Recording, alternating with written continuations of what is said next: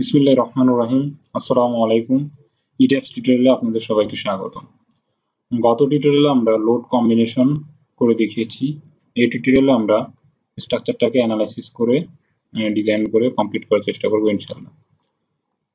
তো এর আগে এই পুরো স্ট্রাকচারটাকে সিলেক্ট করি। সিলেক্ট করে আমরা এখানে ডিজাইনে গিয়ে ডিজাইন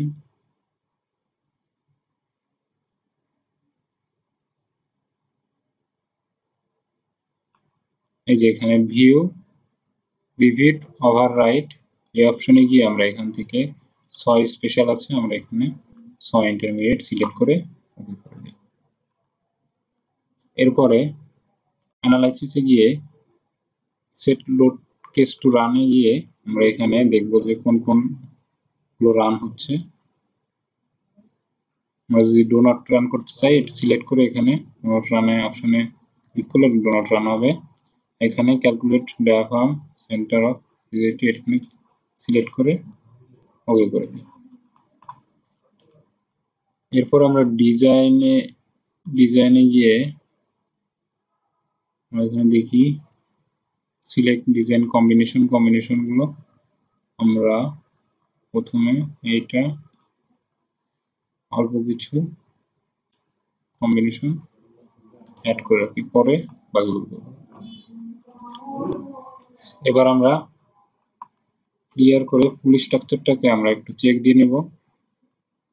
চেক মডেল সব সিলেক্ট করে নিয়ে ওই করলে আমাদের মডেলটা দেখবো যে কোনো ওয়ার্নিং আছে কিনা।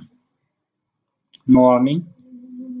এবার আমরা স্ট্রাকচারটাকে অ্যানালাইসিস করতে পারি। অ্যানালাইসিস করার জন্য আমাদের অ্যানালাইসিস থেকে এখানে রান অ্যানালাইসিস অপশন আছে, এটা থেকেও করতে পারি, অথবা শর্টকাটে যদি করতে চাই এখান থেকেও করতে পারি। এটাতে ক্লিক করলে স্ট্রাকচারটা অ্যানালাইসিস হবে।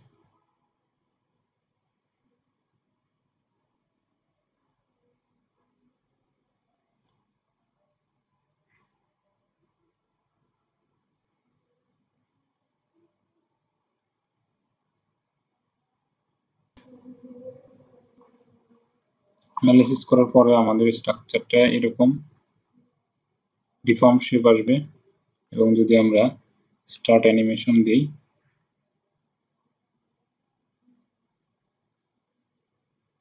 তাহলে এটার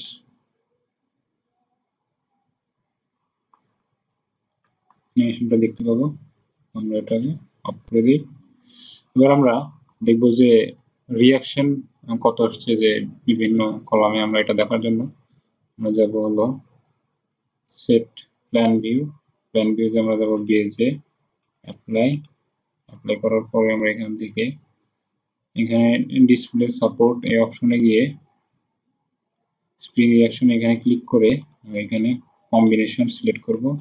এখানে অনেকগুলো কম্বিনেশনের মধ্যে আমরা ডেট প্লাস লাইভ ডট এই কম্বিনেশনে রেখে আমরা ট্যাবুলেটেড এই অপশনটা সিলেক্ট করে দেব। সিলেক্ট করে আমরা অ্যাপজেড দেখব, কারণ আমাদের ফাউন্ডেশন ডিজাইন করার জন্য এটা প্রয়োজন।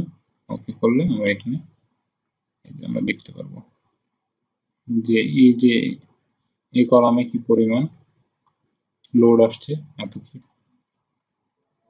এবং এখানে 103 কিপ, 161 কিপ, 60, 300 বিভিন্ন ইয়েতে লোডগুলো দেখতে পাবো।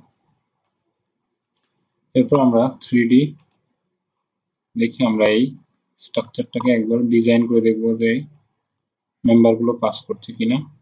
এটার জন্য আমরা যাব কংক্রিট ফ্রেম ডিজাইন। এটাতে জাস্ট আগে একটু দেখিয়ে দিই আমরা যে কম্বিনেশনগুলো সিলেক্ট করছি, কটা কম্বিনেশনের জন্য প্রথমে ডিজাইন করবে, পরে আমরা সবগুলো কম্বিনেশনের জন্য ডিজাইন করব। তো এটাতে ক্লিক করলে আমাদের স্ট্রাকচারটা সফটওয়্যার ডিজাইন করা শুরু করে দেবে।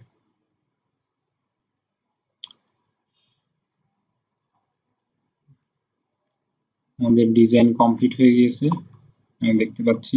যে প্রায় সব মেম্বারই পাস করেছে, ওইদিকে কিছু মনে হচ্ছে ফেল করছে। যে এখানে জাস্ট খালি একটি কলাম ফেল করছে, এইখানে একটা ফেল করছে। আমরা কলামগুলো সিলেক্ট করে সিলেক্ট অপশনে গিয়ে অবজেক্ট টাইপ কলাম সিলেক্ট করে সিলেক্ট ক্যান্সেল, এখানে রাইট বাটন ক্লিক করে show selected object only click করলে আমরা দেখতে পাবো কোনগুলো ফেল করছে।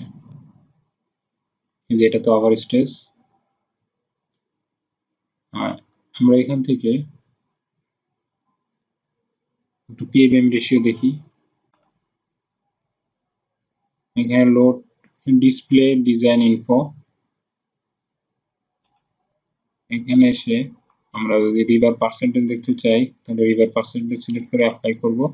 তাহলে এখানে রিভার পার্সেন্টেজ দেখাবে যে 1.3%, এগুলোতে 1.73%। আমরা চেষ্টা করব 1.5% এর মধ্যে রাখার, বা এর নিচে 2% উপরে যাব না স্ট্রাকচারের জন্য। তারপর আমরা পিএমএম রেশিও দেখব। পিএমএম রেশিও দেখার জন্য এখানে কলাম পিএমএম রেশিও এখানে সিলেক্ট করে অ্যাপ্লাই, এখানে দিচ্ছি যে এই সেকশনগুলো বাড়াইতে হবে। তো নেক্সট টিউটোরিয়ালে আমরা দেখাবো কিভাবে আমরা এই কলামগুলো পাস করাতে পারি।